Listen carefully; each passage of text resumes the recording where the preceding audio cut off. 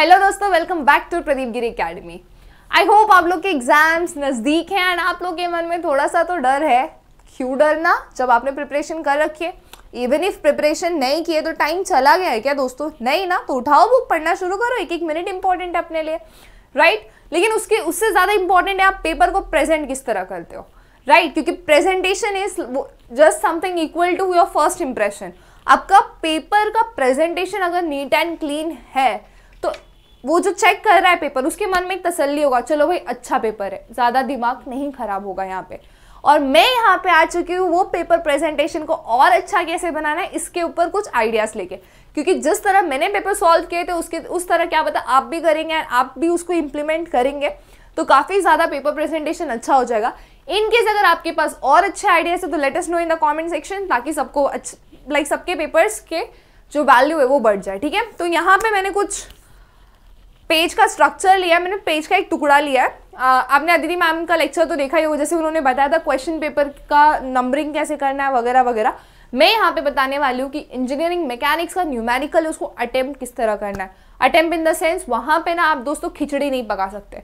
वहाँ पे जितना नीट एंड क्लीन रहेगा ना उतना आपका एग्जामिनर हैप्पी रहेगा, क्योंकि उसको त्रास नहीं देना है आपको। What you have to do, it should be good and clean, ये दिमाग में आपको रखना है, ठीक है? तो सबसे पहली चीज़ जो आप करोगे, हमेशा याद रखना, क्वेश्चन ध्यान से पढ़ो। क्वेश्चन को 2 बार पढ़ो। देखो लॉजिक है, 2 बार पढ़ोगे, 2 बार क्वेश्चन को पढ़ोगे तो हो सकता है आपके 4 मिनट चले जाए। लेकिन आपने क्वेश्चन पढ़ा ही नहीं, डायरेक्ट सॉल्व किया, तो हर एक स्टेप पे आपको क्या करना पड़ेगा, 2 मिनट देना पड़ेगा। तो इससे आपके 8 मिनट चले जाएंगे, है ना? हर एक बार बार आप क्वेश्चन पढ़ोगे, अरे इधर से ये वैल्यू ले लो, फिर 2 मिनट क्वेश्चन पढ़ोगे, फिर वैल्यू लोगे, तो इससे आपके 8 मिनट चलाएंगे। तो इससे अच्छा क्वेश्चन को 2 बार पढ़ो। देन आप उससे क्या निकाल लो, सबसे पहले गिवन डेटा। क्या निकालोगे दोस्तों? Given data. एंड देन उससे निकाल लोगे आप 2 फाइंड, ठीक है? अब मान लो ये क्वेश्चन 2 का ए है तो 2 का ए, इतना ही लिखो, समझ जाएगा उसको कि 2 का ए क्वेश्चन है। अगर इसमें सब क्वेश्चन भी रहता तो आप कैसे लिखते उसका सब क्वेश्चन दोस्तों? कुछ इस तरह, 2 का ए का 1। अगर आपको 2 का ए का बी लिखना है, 2 का ए का 2, तो 2 का ए का 2, है ना? इस तरह एडजस्ट कर देना है दोस्तों, एकदम प्रॉपर प्रेजेंटेशन। और एल्स कौन सा तरीका है? क्वेश्चन नंबर 2 ए का सेकेंड 1, ये तरीका भी आप यूज कर सकते हो। एनी विल वर्कआउट, ठीक है? जो मैं प्रीफर करती हूँ दैट इज दिस वन, एकदम short simple and make sure कि यहाँ पे कटिंग ना हो कि ए का यहाँ चला गया, ये ऐसे हो गया, अवॉइड दैट, ठीक है? तो ये बेसिक चीज़ हो गई सबसे पहली बात। देन हम क्वेश्चन पे है, गिवन डेटा 2 फाइंड लिखना है। अब गिवन डेटा लिखते वक्त एक चीज़ हमेशा याद रखना, यूनिट के साथ लिखो। किसके साथ दोस्तों? यूनिट, ताकि जब आप फाइनल आंसर तक पहुँच जाओ ना, आपको क्वेश्चन डायग्राम में ढूंढने की ज़रूरत ना पड़े। तो मेरे दिल से रिक्वेस्ट है कि आप जब क्वेश्चन देखते हो ना, उसको एटलीस्ट 2 मिनट्स क्वेश्चन रीडिंग को दे दो, 1 मिनट दे दो ये दोनों डेटा लिखने के लिए, ठीक है? हो गए आपके 3 मिनट यहाँ पे। अब एक क्वेश्चन को आप मैक्सिमम 15 मिनट में सॉल्व कैसे कर सकते हो मैं वो बता रही हूँ, ठीक है? ये हो गया आपका। अब यहाँ पे स्टार्ट करते हैं स्टेप 1। तो आप स्टेप मत लिखो, 1 करो एंड ऐसे लिखो, टू फाइंड, यहाँ पे जो आपने लिखा था ना 2 फाइंड। अब मान लो मुझे निकाला है यहाँ पे फोर्स P, तो फोर्स P यहाँ पे मैंने लिख दिया 2 फाइंड फोर्स P। अब मैं क्या लिखूंगी दोस्तों, कैसे करेंगे? सबसे पहले कोई भी चीज़ फाइंड करने के लिए आपको क्या पता रहना चाहिए, जो मेन क्वेश्चन का डायग्राम है। तो फटाक से आप यहाँ पे अपना क्वेश्चन का डायग्राम बना दो, ठीक है? अब यहाँ पे आपका क्वेश्चन का डायग्राम बन जाएगा। जैसे यहाँ पे मान लो एक ऐसा बार है, फिर बार के ऊपर ऐसे फोर्स लग रहे हैं, है ना? अगर आपने मेरे नोट्स देखे होंगे इंजीनियरिंग मैकेनिक्स के, तो उसमें मैंने एकदम प्रॉपरली उसको प्रेजेंट करके बताया दोस्तों। फिर ये फोर्स बना दिया, देन उसके बाद लिख दो यहाँ पे कि भाई अब आप FBD बनाने जा रहे हो, FBD ऑफ डायग्राम, ठीक है? तो इसको ऊपर स्क्रॉल कर देती हूँ मैं, तो ये यहाँ पे हो गया। फिर FBD बना देंगे,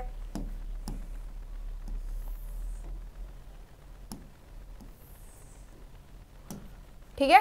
ये यहाँ पे FBD आ जाएगा इसका सिंपल सा, ठीक है? FBD हो गया। एंड देन आप नीचे उसका कैलकुलेशन करते जाओ। इसके बाद आप नीचे क्या कर सकते हो दोस्तों, कैलकुलेशन कर सकते हो easily, like summation of F X, summation of F Y, F का value under root, resultant, theta, tan inverse. अभी इन केस ऐसा होता है, मोस्ट ऑफ द टाइम ऐसा होता है कि आप ना एक स्टेप है, अभी जैसे थीटा का अपॉन निकालने का मान लो कोई स्टेप है आपने मिस कर दिया, तो आप उसको कैसे कर सकते हो पता है, यहाँ पे से डॉटेड लाइन दिखा दो एंड यहाँ पे उसको दिखा दो tan inverse of something upon something, ऐसे करके आप दिखा सकते हो उसके साइड में डॉटेड लाइन बना के। तो इससे आपका जो पेपर है ना दोस्तों वो ज़्यादा कॉम्प्लिकेटेड नहीं साउंड करेगा, ईजी दिखेगा। सी, तो यहाँ पे आपका एक क्वेश्चन इस तरह कंप्लीट हो जाएगा, जहाँ पे आपने गिवन डेटा लिख दिया, टू फाइंड लिख दिया, फोर्स लिख दिया, कितना मिनट लग रहा है वो भी मैंने वहाँ पे लिख के रखा है। देन फाइनल स्टेप में आपको क्या करना रहेगा दोस्तों,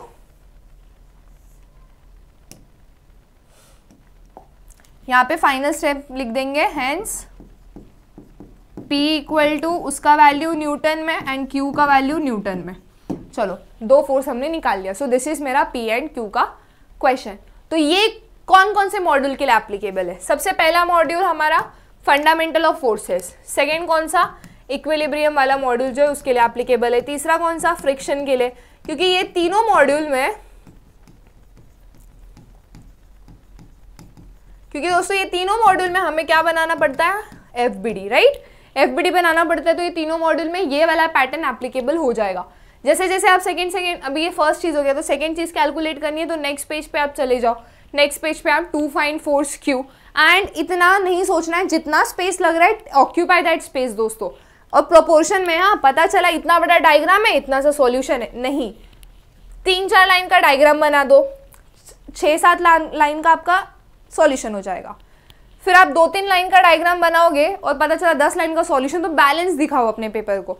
और ये कैसे आएगा, एक टिप है, एग्जाम के पहले ना एक पेपर उठा लो, कोई भी पेपर उठा लो एंड उसको सॉल्व करो, ताकि वहां पे वो सोचने का जो टाइम रहेगा ना आपका कि ये डायग्राम को कितना स्पेस दूं, ये डायग्राम को कितना स्पेस दूं, इसको किस तरह बनाऊं, वो वाला टाइम वहां पे बच जाएगा।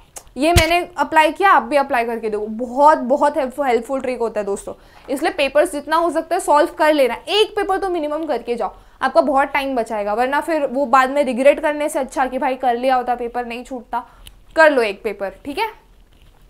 तो ये हो गया इतना। अब यहाँ पे क्या करेंगे हम लोग, और एक क्वेश्चन लेंगे, ये 3 चैप्टर के एप्लीकेबल है। अब हम लेते हैं हमारा सेंट्रॉइड वाले चैप्टर का किस तरह करना है, तो इसको मैं यहाँ पे क्लियर कर देती हूँ।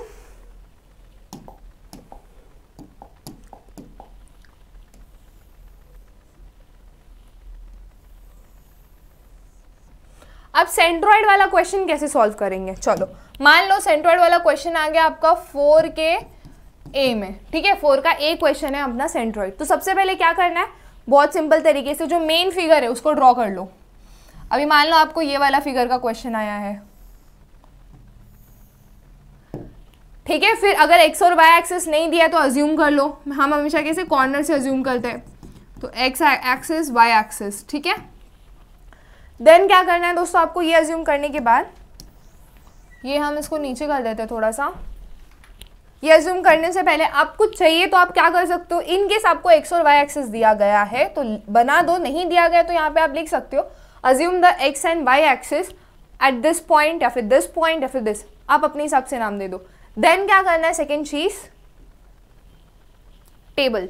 हम लोग ने जैसे सॉल्व किया था हमारा सेंट्रॉइड का न्यूमेरिकल, किस तरह सॉल्व किया था दोस्तों,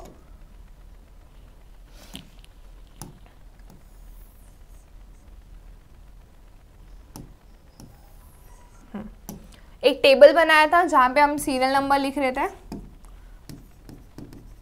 फिर वो शेप बना रहे थे, शेप का फिर हम x और y कोऑर्डिनेट, फिर a1x एंड a1y1, इस तरह हम लोग कैलकुलेट कर रहे थे, राइट। एंड वो शेप को हमेशा आप किस तरह बनाओगे, एक्सिस के साथ, ताकि अगर कोई सर्कल यहाँ है तो आप ऐड करना ना भूलो। कौन सी चीज़ ऐड करनी है, ये वाला डिस्टेंस, ये जो एक्स्ट्रा डिस्टेंस बचता है ना यहाँ पे, ये दोनों डिस्टेंस को आप ऐड करना ना भूलो। इसलिए हमेशा शेप को एक्सिस के साथ बनाना बहुत हेल्पफुल रहता है। दूसरी चीज़ जो यहाँ पे इंपॉर्टेंट है दैट इज एक्स के साथ mm। अगर mm में सारे डिमेंशंस दिए हुए हैं तो सारे डायमेंशंस को mm में रखना है, यहाँ पे वो mm क्यूब हो जाएगा। सो ये चीज़ आपको याद रखनी है, ठीक है। यहाँ पे एक एरिया वाला बॉक्स आता है, सो मेक श्योर आप सारे टेबल के कंटेंट पुट करो, ठीक है। तो ये इस तरह आप सेंट्रॉइड का न्यूमेरिकल सॉल्व कर लो, नीट एंड क्लीन रहेगा एंड ये समझ में भी आएगा। ये टेंशन लेने की जरूरत नहीं है कि ज़्यादा ऑक्यूपाई कर रहा है पेपर, ऑक्यूपाई कर रहा है तो करने दो, लेकिन जब आप इसको एक बार प्रैक्टिस के सेशन में सॉल्व करोगे ना सेंट्रॉइड का, तब आपको आइडिया आ जाएगा कि आप एक सर्कल को सॉल्व करने के लिए कितनी जगह ले रहे हो, कितना स्पेसिंग ले रहे हो। ये सारी चीज़ ना आपका एग्जाम में टाइम बचा देगी, तो इसको पहले से कर लो। देन आपको नेक्स्ट चीज़ जो करनी है दैट इज समेशन। चलेगा, ये अगर एक पेज पे आ रहा है तो इसका हाफ जब आप दूसरे पेज पे बनाने जाओगे तो ये जो हेडिंग है ना, ये ऊपर वाले हेडिंग, इसको फिर से लिख दो। थोड़ा सा टाइम लगेगा लेकिन फिर से लिख दो, वो ज़्यादा इफेक्टिव दिखेगा आपका पेपर। तो मान लो ये दूसरे पेपर में भी आप सेम हेडिंग लिखो, देन इसको कंटिन्यू कर दो। देन फिर नीचे आ जाओ, समेशन ऑफ A1 X1 निकालना है, समेशन ऑफ A1 Y1 निकालना है एंड समेशन ऑफ A1 निकालना है, AI XI AI YI and AI। तो ये सारे समेशन निकालने के बाद आप अपना सेंट्रॉइड कैलकुलेट कर सकते हो। सो ये हो गया सेंट्रॉइड के लिए। Now let us move for kinetics and kinematics. Kinetics और काइनेमैटिक्स बहुत ईजी होते हैं, इसमें सिर्फ एक ही चीज़ पे पूरी गेम है। किस चीज़ पर है हमारी पूरी game? That is given data. इसमें क्या क्या याद रखना है दोस्तों? साइन कन्वेंशन, कि आगे जा रहा है, पीछे आ रहा है, ऊपर है, नीचे है। दूसरी चीज़ आपको क्या याद रखनी है? यूनिट कन्वर्जन, किलोमीटर पर आ रहे तो मीटर पर सेकेंड में उसको करना है, एंड दैट्स इट। और टू फाइंड लिख देना, फिर टू फाइंड 1 2 3 इस फॉर्मेट में लिखना, ताकि जब आप उसको फर्दर सॉल्व करोगे तो वो किस तरह जाएगा। मान लो अगर मैं फर्स्ट सॉल्व कर रही हूँ टू कैलकुलेट v, तो यहाँ पे मेरा कैलकुलेशन आ जाएगा, ठीक है। ये हो गया मेरा फर्स्ट। देन थोड़ा नीचे जाते हैं, सेकेंड, मुझे अब कैलकुलेट करना है हाइट, और वहाँ पे मुझे डायग्राम दिखाना है। तो आप उसको सेंटर में ही ड्रॉ करो, फोकस उसका सेंटर में रखो। क्यों? क्योंकि यहाँ पे अगर आप वो जो 12th में हम करते थे राइट साइड में फिगर बना रहे, देन उसको यहाँ सॉल्व करें तो कॉम्प्लेक्स दिखेगा। तो इट्स बेटर ऐसे फिगर बना लो, हाइट दिखा दो, सेंटर में दिखा दो, कोई इशू नहीं है, क्योंकि वहाँ पे पूरा डायग्राम अगर आपने अच्छा बनाया तो वहाँ पे तो ये डायग्राम ज़्यादा इफेक्टिव बनेगा एंड ज़्यादा चीज़ें एक साथ कन्वे हो जाएंगी। तो क्या फ़ायदा होगा इससे? जो एग्जामिनर होगा उसका स्ट्रेस कम हो जाएगा। हाँ भाई, इसको डायग्राम समझता है, इसको सब समझता है, तो वहाँ पे इम्प्रेस। फिर आपको तीसरी चीज़ जो अच्छे से लिखनी है that is final answer.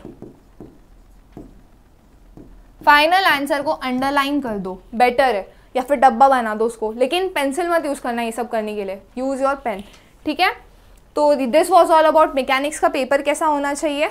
And ये मैकेनिक्स के पेपर में बिल्कुल डरे बिना जाना, क्योंकि डरोगे ना तो वहीं पे आपका आधा चीज़ खराब हो जाएगा। इसलिए एक पेपर सॉल्व करोगे ना, वो कॉन्फिडेंस दिला देगा। तो प्लीज़ प्लीज़ प्लीज़ एक पेपर सॉल्व करके जाओ, ताकि आपका कॉन्फिडेंस पहले से ही बना रहे। And that's all for today. All the best for examination. Keep learning, keep growing. Goodbye, take care.